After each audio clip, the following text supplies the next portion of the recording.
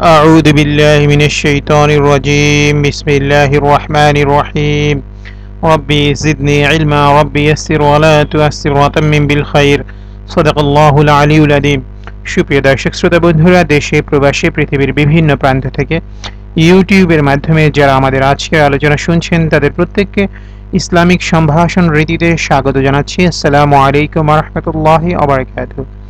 বন্ধুরা, প্রতিনিয়ত স্বাস্থ্য এবং পুষ্টি সংক্রান্ত বিভিন্ন তথ্য উপাত্ত নিয়ে আমি আপনাদের জন্য ভিডিও আলোচনা উপস্থাপন করি। তার এই ধারাবাহিকতায় আজকে আপনাদের সাথে শেয়ার করব এমন একটি উদ্ভিজ্জ ফলের কথা কিংবা এরকম একটি প্রাকৃতিক উপাদানের কথা যা আপনারা অনেকেই চেনেন এবং অনেকেরই খুব পরিচিত, কিন্তু এর গুণাগুণ সম্পর্কে হয়তো বা অনেকেরই ধারণা নেই। আর তা হচ্ছে বহেরার ঔষধি গুণ। ত্রিফলার মধ্যে অন্যতম ফল হচ্ছে বহেরা। লোকশ্রুতি আছে, বহেরা ভেজানো 1 কাপ পরিমাণ পানি নিয়মিত পান করলে দীর্ঘায়ু পাওয়া যায়। সুদীর্ঘকাল ধরে এর বীজ, ফল, বাকল প্রভৃতি নানা রোগ প্রতিরোধ এবং চিকিৎসায় ব্যবহার হয়ে আসছে।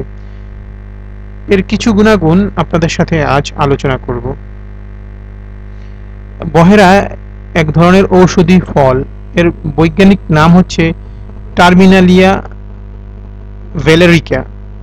এই ফলের আরেক নাম হচ্ছে ভিভিতকি, তবে বহেরা নামই বেশি পরিচিত। এই গাছের জন্ম ভারতবর্ষে। কথিত আছে হিন্দু ধর্মের দেবরাজ ইন্দ্র অমৃতের সন্ধানে যখন সমুদ্র মন্থন করেছিলেন, সেই সময় 1 ফোঁটা অমৃত পৃথিবীতে পড়ে যায়, আর সেই অমৃতের ফোঁটা হতেই বহেরা গাছের জন্ম। যদিও এটা আসলে এক ধরনের লোককথা, এর কোনো সায়েন্টিফিক ব্যাখ্যাও নেই, তারপর বললাম। তো বাংলাদেশের বনাঞ্চল ও গ্রামে এই গাছের দেখা মেলে। বহেরা গাছ 15 থেকে 25 ফুট পর্যন্ত লম্বা হয়। এর বাকল ধূসর ছাই রঙের, পাতা কাঁঠাল পাতার মতো মোটা লম্বা প্রায় 5 ইঞ্চি। এর ফুল ডিম্বাকৃতির প্রায় 1 ইঞ্চির মতো লম্বা। কাঁচা পাকা বহেরা ফলের রং সবুজ থাকে, পেকে গেলে লাল হয়ে যায়, পরে শুকিয়ে ক্রমশ বাদামি রং ধারণ করে। ফলের বাইরে আবরণ মসৃণ ও শক্ত এবং ভেতরে একটি মাত্র শক্ত বীজ থাকে। ডিসেম্বর থেকে ফেব্রুয়ারি মাসের ভেতর এর ফল পেকে যায়। এ ফলের খোসা ভালো করে গুঁড়ো করে পানির সাথে মিশিয়ে দিনে 2 বার খেলে ক্ষুধামন্দা দূর হবে। বহেরা পিষে গরম ঘি মিশিয়ে আবার গরম করে খেলে সর্দি কাশি নিরাময় হয়।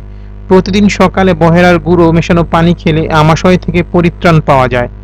বহেরা বীজের শ্বাস 2 ঘন্টা অন্তর চিবিয়ে খেলে হাঁফানি থেকে মুক্তি পাওয়া যায়। কৃমি দূর করতেও বহেরা বেশ উপকারী। ডায়রিয়া হলে বহেরার খোসা পানির সাথে মিশিয়ে খেতে পারেন। নিদ্রাহীনতা দূর করতে বহেরা চমৎকারভাবে কাজ করে। বহেরার বীচির শ্বাস তেল থাকে, এ তেল দিয়ে সেটি স্থানে প্রলেপ দিলে উপকার পাওয়া যাবে। এছাড়া শরীরের নানা রোগ নিরাময়ে বহেরা বেশ উপকারী। তো বন্ধুরা, অনেকেই আছেন যারা বহেরা ফলটা চিনতেন, কিন্তু এর যে চমৎকার উপকারিতা রয়েছে সে সম্পর্কে ধারণা ছিল না। আজকে আমাদের আলোচনাটি শুনে হয়তোবা অনেকেই উপকৃত হয়েছেন। যদি আমাদের আলোচনাটি ভালো লাগে শেয়ার করে দিবেন যাতে অন্যান্যরাও উপকৃত হন। আমাদেরকে আপনাদের মতামত জানাবেন। আমাদের চ্যানেলটি সাবস্ক্রাইব করবেন এবং আমাদেরকে লাইক দিয়ে উৎসাহিত করবেন।